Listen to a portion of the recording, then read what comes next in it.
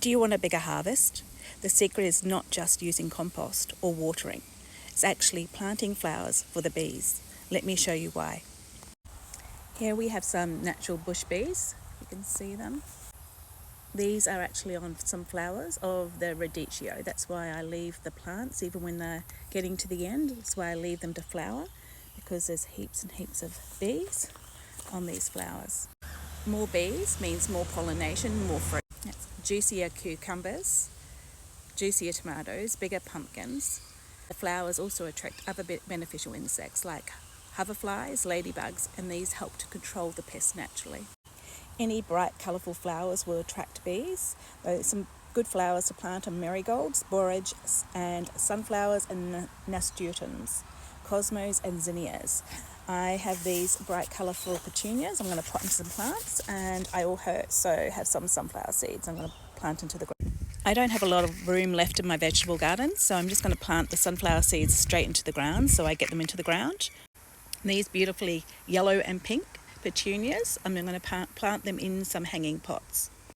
I'm just going to use some of this hanging pot with the coconut shredded as a mat to keep all the dirt in. And I'm going to plant only 2 of these because they actually grow quite big. And even 1 plant would be enough in this small 30 centimetre hanging pot.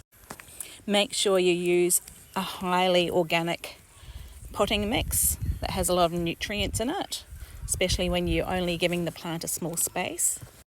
What I'm going to do as an experiment is only use 1 plant in this pot, and I'll put 2 in another pot. See what pot thrives, or what hanging basket thrives the best.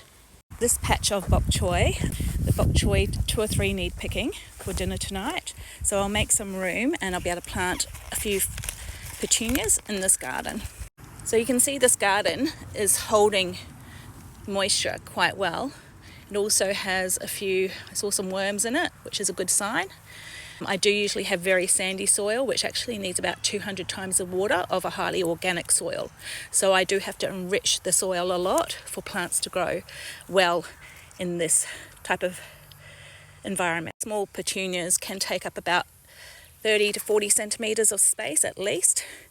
That's why I think I only plant 1 in this bok choy garden patch. So for healthier soils and stronger vegetables, remember planting flowers will help attract the bees. The bees will give you a better crop.